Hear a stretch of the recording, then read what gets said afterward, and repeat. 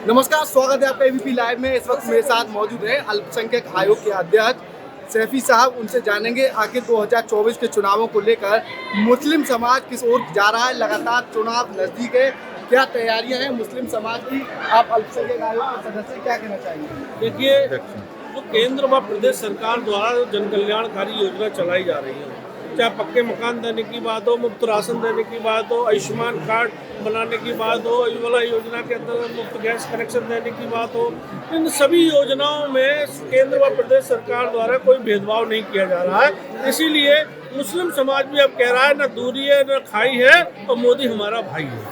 आप मुस्लिम समाज से ही आते हैं, अशफाक सैफी जी आपका नाम है।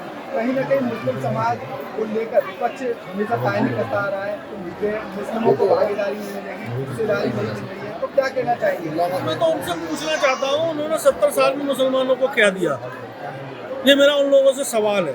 उन्हीं की सरकार में उनको मुस्लिम समाज ने वोट दिया, सपोर्ट दिया, सब कुछ समर्पण कर दिया, और 70 साल बाद आज़ादी के बाद से लगातार मुस्लिम जिन पार्टियों को वोट देता रहा, उन्हीं की सरकार में ये रिपोर्ट आती है कि मुसलमान गरीब है, अशिक्षित है, पिछड़ा है।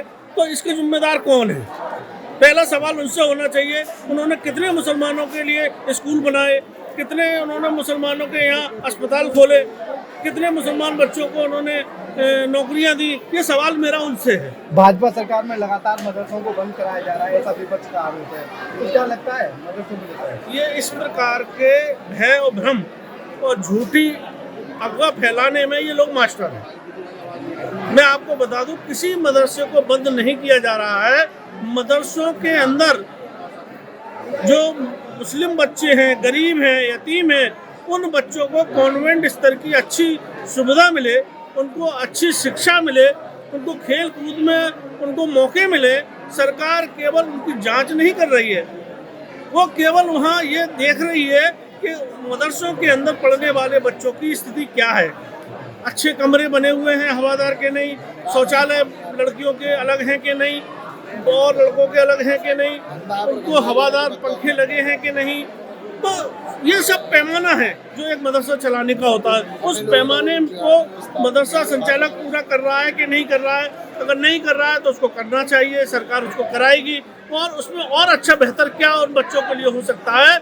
माननीय मोदी जी ने एक हाथ में कुरान, एक हाथ में कंप्यूटर देने की बात कही, मदरसों के अंदर आधुनिक शिक्षक लगाए, और अब वो उस योजना का नवीनीकरण करने के लिए अल्पसंख्यक आयोग द्वारा सिफारिश की गई है माननीय मोदी जी से, और ये गुजारिश की गई है कि उन्हीं का सपना था एक हाथ में कुरान एक हाथ में कंप्यूटर।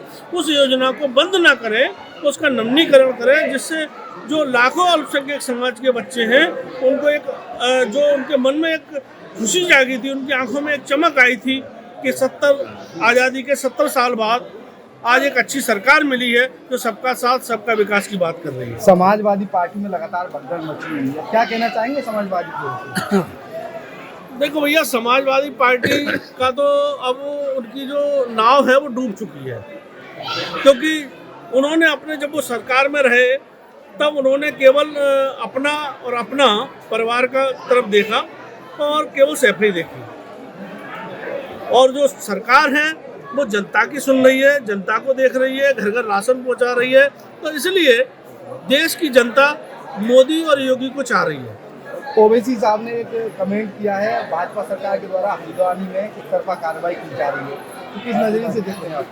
देखिए, ओवैसी साहब एक बड़े लीडर हैं और वो दो तरफा बात करते हैं। संसद में बोलेंगे तो संसदीय भाषा बोलेंगे और बाहर निकलते ही आग उगलते हैं। तो सबसे पहले तो फिर कार्रवाई क्यों नहीं होती? नहीं, कार्रवाई निश्चित रूप से वो बोलेंगे उसके लिए जो कानूनी दायरा है, और कानून के अंतर्गत अगर कोई व्यक्ति गलत भाषा का प्रयोग करेगा तो उसके खिलाफ कार्रवाई होगी। तो देखिए, ये थे अल्पसंख्यक आयोग के अध्यक्ष अशफाक सैफी साहब। उनके द्वारा मौजूदा सरकार को हितैषी सरकार बताया है। एबीपी लाइव से खालिद अंसारी, अलीगढ़।